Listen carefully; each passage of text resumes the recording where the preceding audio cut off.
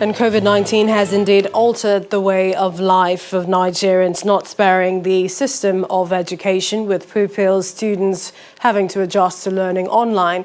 But how effective is this? How can we keep open or sustain the doors of learning in the COVID-19 era? Joining us to discuss the issue is a Professor of Education and Pro-Chancellor of Nasarawa State University, Professor Adamu Baike. Thank you so much for joining us on the News at 10. Tell us, how would you respond to the e-learning system currently evolving as part of measures to tackle the impact of the pandemic on education in the country? Well, my reaction is simply to say that this is clearly an emergency situation, and that is being controlled by the injection of e-learning system in order to ensure that the children are not left lying fallow in this period of corona virus. But e-learning in itself is a very involving exercise, and it requires a lot of planning in order to make it effective. And if e-learning is being introduced at this point in time without adequate planning, you will find that only a section of the academic program of the schools will be attended to.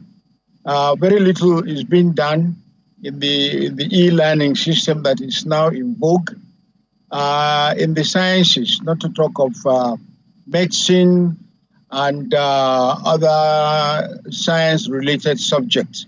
But by and large, it is a welcome development, and I hope this will be seen as a first step to indeed expanding the horizon of the e-learning system to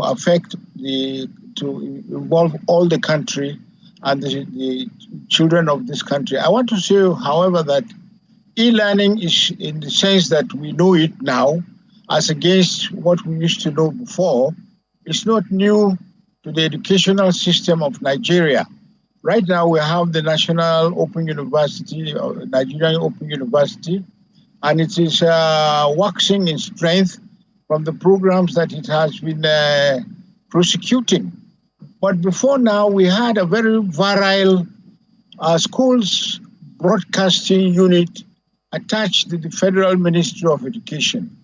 It was headquartered in Kaduna, and it was a very, very successful program. But it was, as is true of many things we do in this country, it was allowed to wither away. And many of the people who are very well trained in transmitting education through the radio were, some of them, prematurely retired from the service. But e-learning is not a separate system from the education package of the country.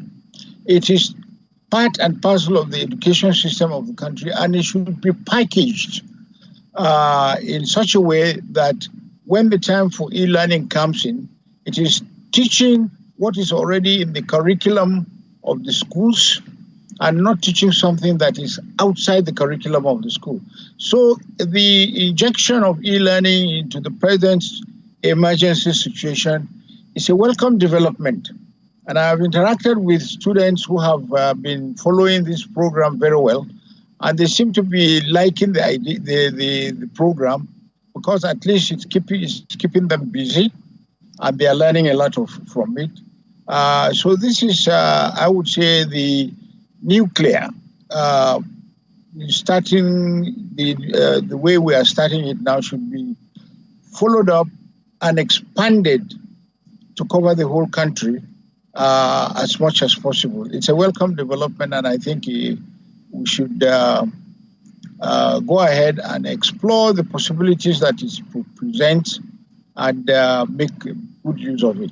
Look for Professor trained Bake, people. I must come in now because I quickly want you to give me an answer to this question before we let you go. And that is, seeing as there are certain challenges of parents now, you talked about the pandemic being an emergency situation.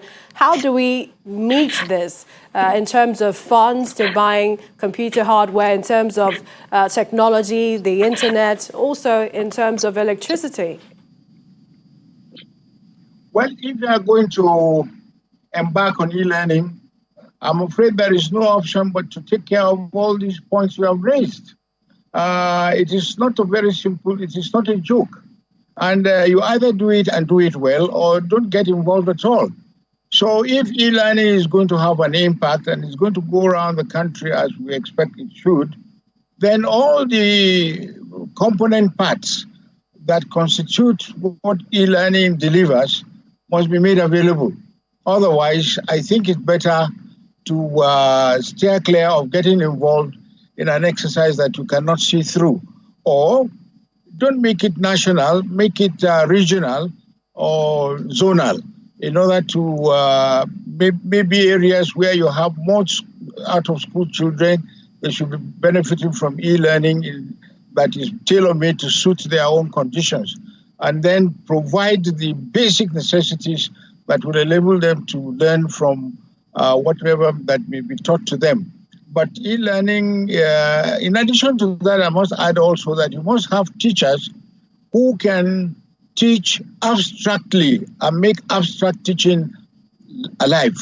This is very, very important, because if you don't make it alive, then the student will not listen, and then the whole thing will just collapse right in the face of planned it. That is true. A lot of procrastination there with online learning, but it is important that we ensure that learning never stops the spirit. We'd like to thank you, Pro-Chancellor of Nasarawa State University, a Professor of Education, Professor Adamu Bake. Thank you for joining us on the News at 10. Thank you very much.